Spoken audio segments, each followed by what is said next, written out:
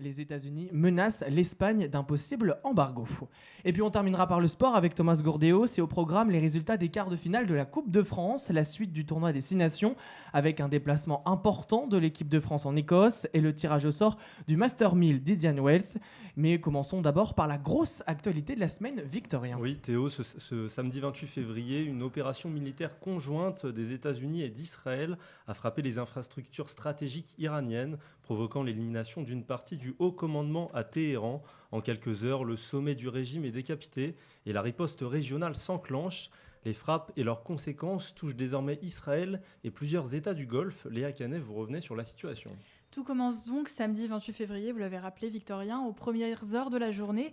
Des frappes coordonnées visent des infrastructures nucléaires iraniennes, des installations liées aux missiles balistiques et des centres de commandement. L'objectif est clair, neutraliser des capacités stratégiques jugées menaçantes.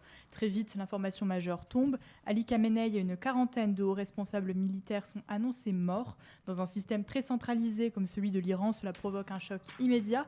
La chaîne de commandement est profondément désorganisée et l'annonce intervient d'abord côté américain, notamment par Donald Trump, avant d'être confirmé par les médias d'État iraniens le lendemain matin.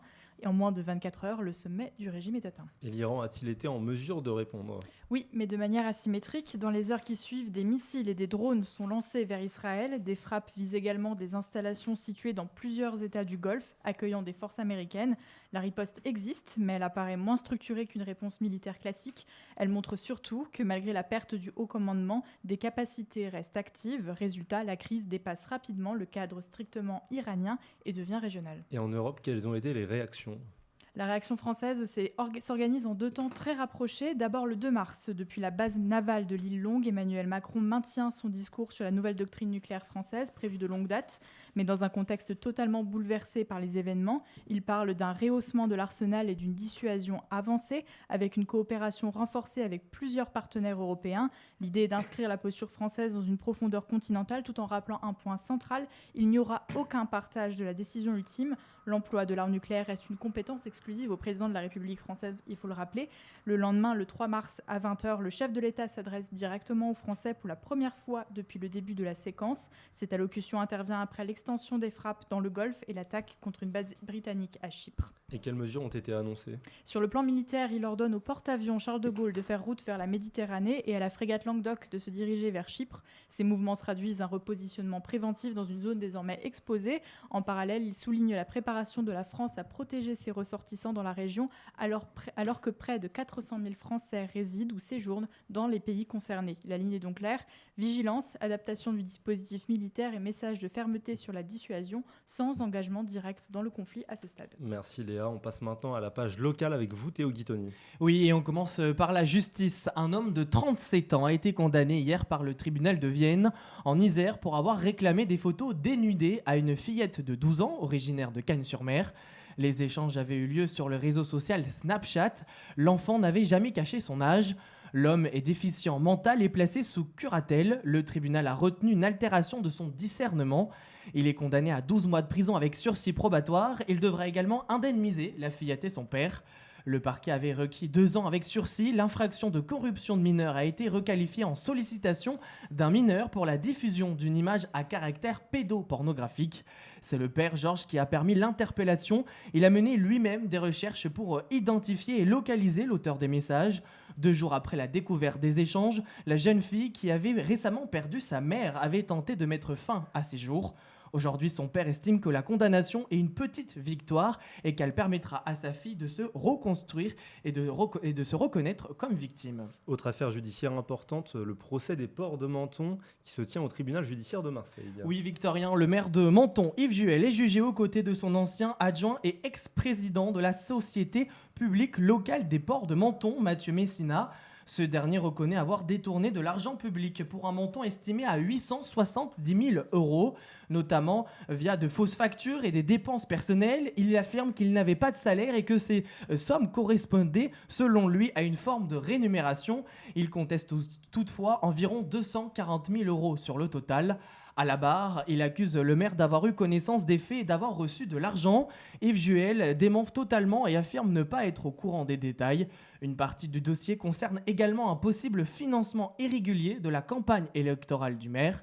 Les débats se poursuivent ce mercredi avec les déclarations attendues de l'élu. À Nice, un fait divers a aussi mobilisé d'importants moyens de secours. Oui, un incendie s'est déclaré hier soir vers 17h dans un hôtel situé rue France dans l'hypercentre de Nice. Le feu est parti du 2e étage au-dessus d'un restaurant. 27 sapeurs-pompiers sont intervenus avec 2 lances et une échelle pour évacuer une personne. Au total, 7 personnes ont été mises en sécurité et examinées sur place. Aucune n'a été transportée à l'hôpital. Le feu a été maîtrisé vers 18h15. La circulation a été fortement perturbée dans le secteur. De la politique à présent, Théo, les municipales 2026 font rage à Nice. Et oui, Victorien, le duel fratricide entre Christian Estrosi et Éric Ciotti, 2 anciens amis, s'affrontent pour la mairie de Nice. La gauche joue le rôle d'arbitre avec Juliette Chesnel-Leroux et Mireille Damiano.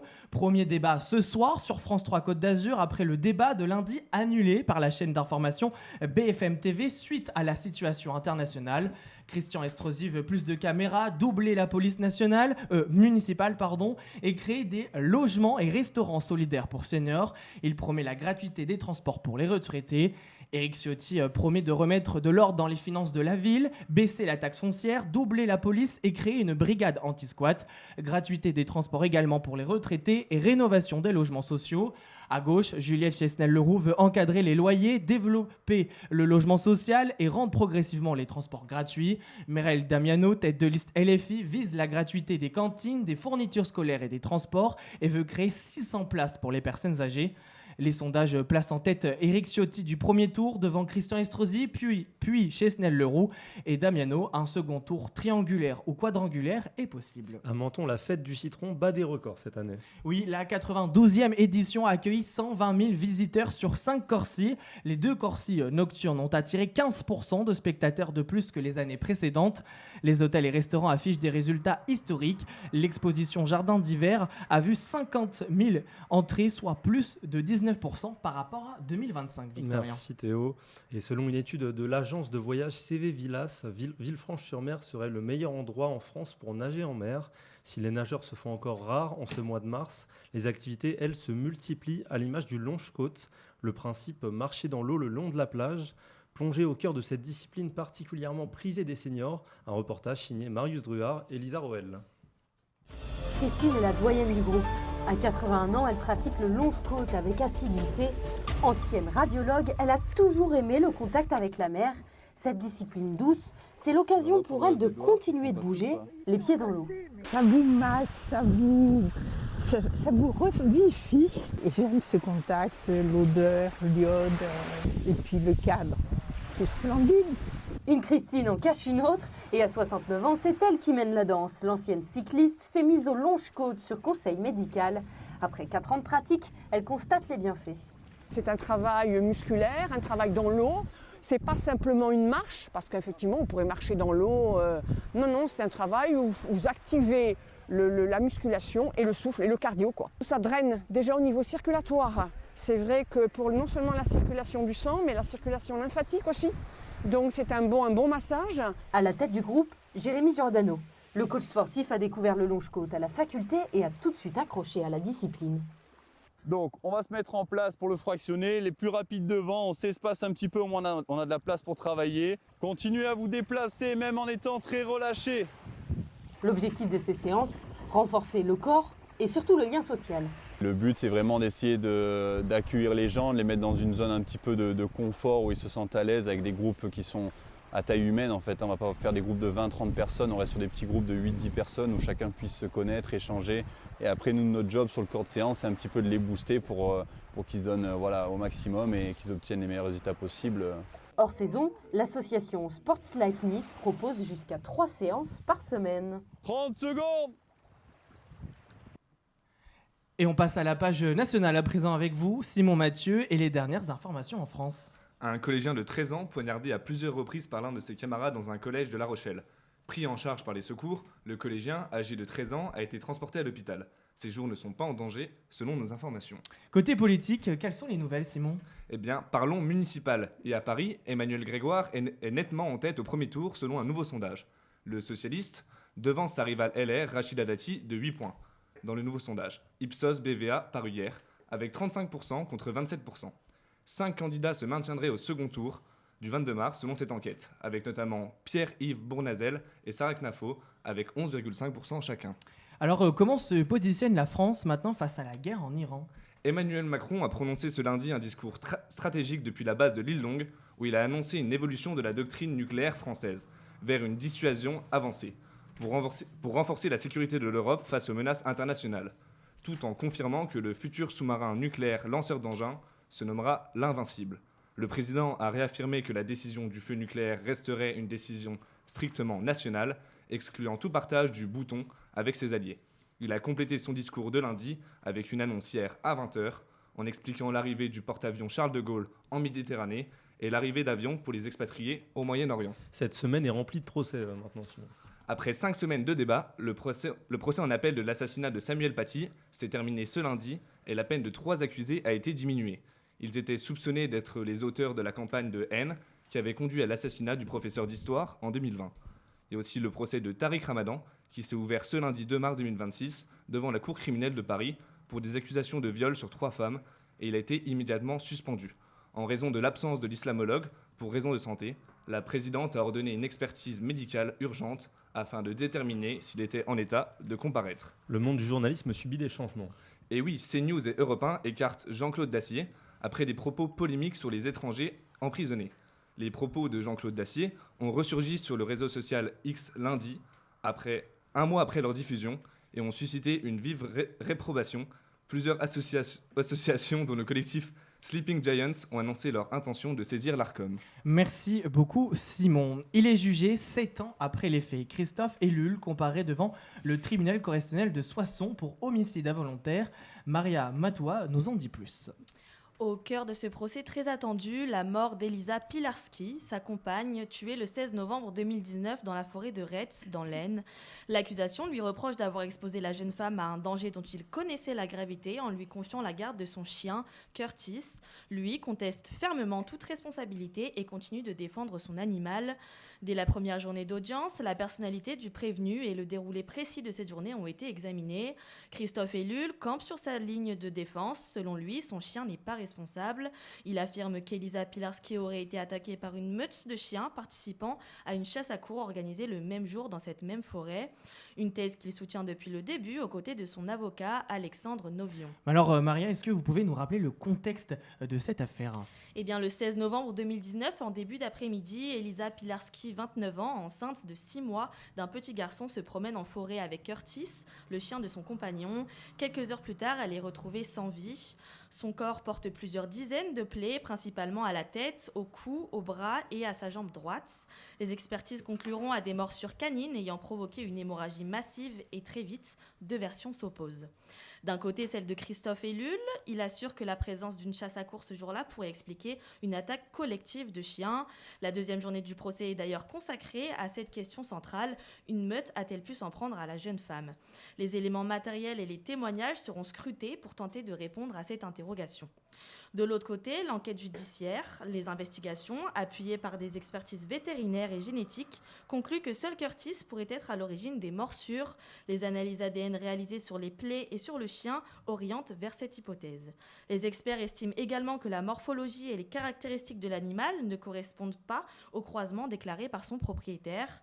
Selon plusieurs spécialistes, Curtis s'apparenterait plutôt à un pitbull, un type de chien dont l'importation est interdite en France. Est-ce que les fausses déclarations, Maria, de Christophe sur la race de Curtis ont un rôle à jouer dans l'enquête ? Alors juridiquement, l'enjeu est là et c'est un autre point sensible du dossier. Christophe Ellul, qui a acquis son chien aux Pays-Bas en 2018, a fourni des documents attestant d'un certain croisement.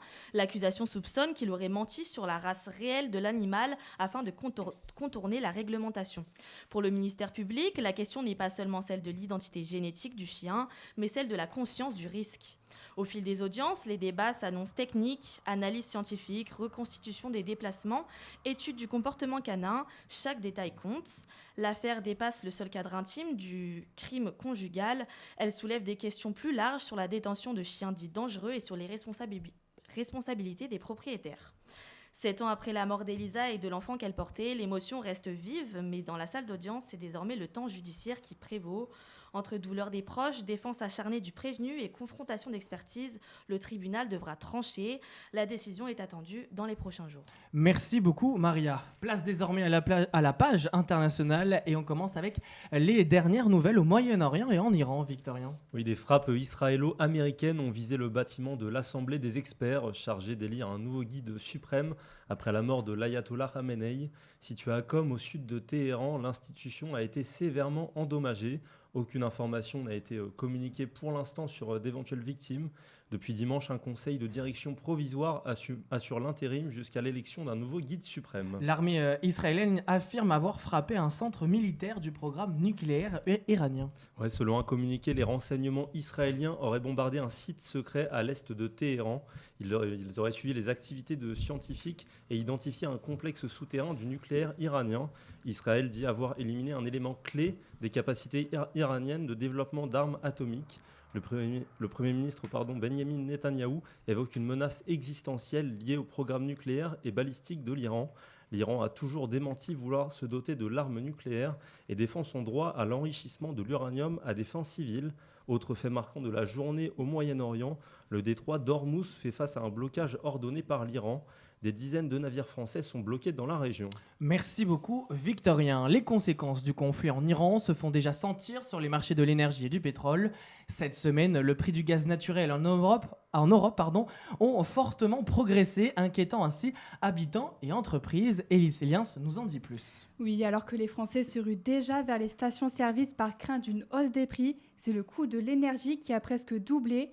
Mardi, le baril de pétrole Brent, référence internationale, a dépassé 85 $ pour la première fois depuis juillet 2024 et le gaz européen s'est affiché à plus de 65 € MWh, un niveau inédit depuis janvier 2023. Lundi, la compagnie publique Qatar Energy a annoncé l'arrêt de sa production de GNL, donc les gaz naturels liquéfiés, chose qui ne s'est pas produite en 30 ans d'exportation de GNL par le Qatar, a annoncé un analyste chez Libération. Concrètement, pourquoi cette augmentation, Élise ? Alors c'est le détroit d'Ormuz qui est la principale cause de cette flambée des prix. Il s'agit d'un enjeu stratégique majeur puisque près de 20% des exportations mondiales de pétrole et de gaz transitent par ce lieu qui est frontalier avec l'Iran. Et avec l'intensification des combats, plusieurs compagnies ont arrêté ou réduit le trafic des pétroliers et des méthaniers. Ces perturbations accroissent l'incertitude sur l'approvisionnement et poussent les acheteurs à se disputer les volumes disponibles, faisant ainsi mécaniquement grimper les coûts du gaz en Europe. Quelles conséquences cette hausse pourrait-elle avoir, Élise ? Alors elle pourrait se traduire par une augmentation de l'inflation. Les analystes estiment que si la tension dure, les factures d'énergie chez les ménages et les entreprises pourraient encore augmenter dans les mois à venir. Cela serait surtout le cas si les stocks restent faibles ou si les perturbations continuent. L'Europe pourrait également connaître un ralentissement de sa croissance économique si ces chocs énergétiques durent. Les marchés boursiers sont nerveux face au risque d'une crise énergétique durable, ce qui diminue la confiance des investisseurs et augmente les variations des marchés. Mais alors pas de panique, le ministre de l'économie Roland Lescure s'est toutefois montré rassurant pour les 10 millions de foyers chauffés au gaz. Il a dit, je cite, « Il n'y a aucun risque d'approvisionnement à court terme en France, ni sur le gaz, ni sur l'essence ». Merci beaucoup, Élise. Dans l'autre partie de l'actualité internationale, des tensions sont apparues hier entre Washington et Madrid, Victorien. Oui, Donald Trump a menacé de cesser tout commerce avec l'Espagne après le refus espagnol de laisser les États-Unis utiliser ses bases militaires en Andalousie pour des opérations contre l'Iran et en raison de dépenses militaires jugées insuffisantes. Le président américain a critiqué l'Espagne, la qualifiant de lamentable. Madrid a rappelé que ces bases restent sous souveraineté espagnole et ne seraient pas utilisées pour des opérations non prévues par les accords bilatéraux ou la charte de l'ONU. Allez, cette fois-ci, on passe à une bonne nouvelle à présent pour les salariés du groupe Total Energy. Oui, le fournisseur d'hydrocarbures va rapatrier les familles de ses salariés présentes dans plusieurs pays du Moyen-Orient en raison de la crise en cours. L'entreprise indique que ces retours seront organisés en lien avec les autorités locales, sans préciser les pays ni le nombre de personnes concernées. Elle se dit pleinement mobilisée pour adapter ces mesures et assurer la continuité de ces opérations. Fin 2024, près de 38% des 103 000 salariés du groupe travaillaient hors de France et d'Europe. La Chine fait pression sur une pièce de théâtre jouée à Strasbourg. Oui, le consulat de Chine a demandé la déprogrammation d'une pièce consacrée à Taïwan. L'information a été confirmée par la maire écologiste de Strasbourg, Jeanne Barséguian. La pièce se présente comme une ambassade théâtrale pour Taïwan. Selon la maire, le consulat estime que le spectacle pose un problème dans les relations diplomatiques entre la Chine et la France. Elle a rappelé que la liberté de création est protégée par la loi française et dénonce une intervention extrêmement grave. La direction régionale des affaires culturelles et le ministère de la Culture ont été saisis. Alberto Barbera reconduit à la tête de la Mostra de Venise. L'Italien reste à son poste de directeur artistique du festival jusqu'en 2028. À 76 ans, il occupe ce rôle depuis 2012 et prépare la 83e édition du festival prévue du 2 au 12 septembre 2026. Sous sa direction, la Mostra s'est imposée comme un tremplin pour les Oscars et a intégré les productions des plateformes de streaming. Merci beaucoup Victorien. Voilà, c'était l'essentiel de l'actualité dans le monde. Il est l'heure de passer à la page sport présentée par Thomas Gourdéos.